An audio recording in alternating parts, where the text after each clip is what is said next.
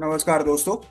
Trading view pine script के इस tutorial में आज हम लोग ये सीखने वाले हैं कि किसी इंडिकेटर या स्ट्रैटेजी के अंदर एक मैप कैसे क्रिएट करना है।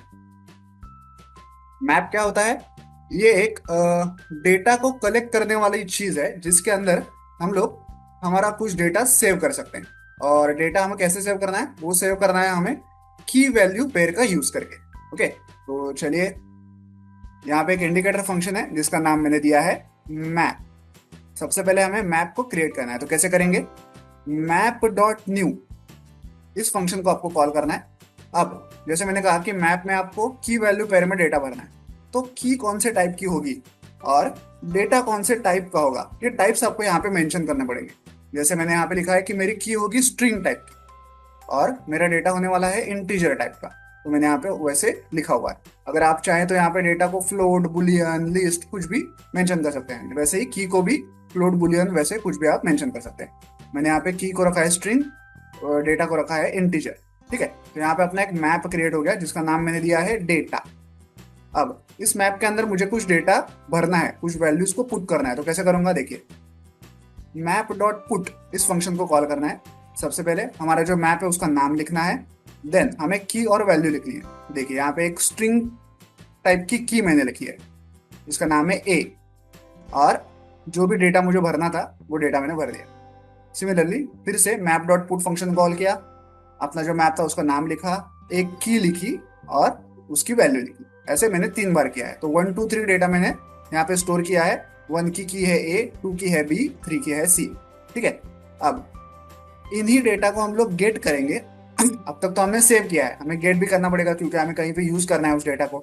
ओके, तो इस सारे डेटा को हम लोग गेट करेंगे और एक लेबल के अंदर उसे प्रिंट करके शो करेंगे। ओके, तो कैसे करेंगे? देखिए, यहाँ पे मैंने एक टेक्स्ट नाम का वेरिएबल बनाया।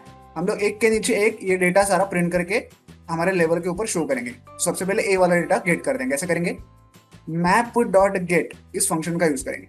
इसमें हमारा जो मैप का नाम है डेटा उसे पास करेंगे और जो हमारी की है पहली की उसे पास करेंगे। तो इससे हमें क्या मिलेगा? मैप डॉट गेट फंक्शन से हमें 1 ये वैल्यू मिल जाएगी। तो उसे हम लोग यहाँ पे इस टेक्स्ट नाम के वेरिएबल में स्टोर करना है। फिर हम लोग आते हैं नई लाइन पे और यहाँ भी सेम काम करते हैं। इस बार हम लोग बी की का जो डेटा था उसे गेट कर रहे हैं। तो बी की का डेटा क्या है? 2, तो हमें 2 मिल जाएगा। मतलब सबसे पहले हमें 1 मिल गया, फिर हम लोग आए नीचे की लाइन पे, फिर हमें 2 मिल गया, फिर हम लोग आए नीचे की लाइन पे और फिर यहाँ पे हमने जो लास्ट वाला हमारा डेटा था जिसकी की थी सी, उसको गेट कर रहे हैं। ओके, इससे हमें क्या मिलेगा? इससे 3 मिलेगा।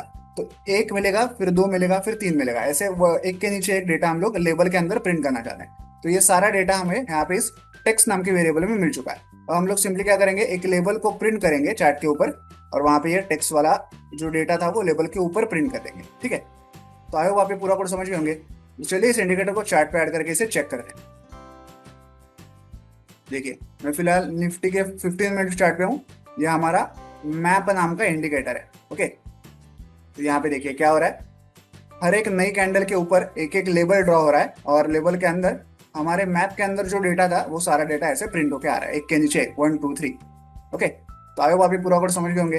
वीडियो में दिखाए गए इस कोड को डाउनलोड करने की लिंक मैंने वीडियो के नीचे डिस्क्रिप्शन बॉक्स में दे दिया, आप चाहें तो वहां से कोड डाउनलोड कर सकते हैं। वीडियो को एंड तक देखने के लिए धन्यवाद। Thank you.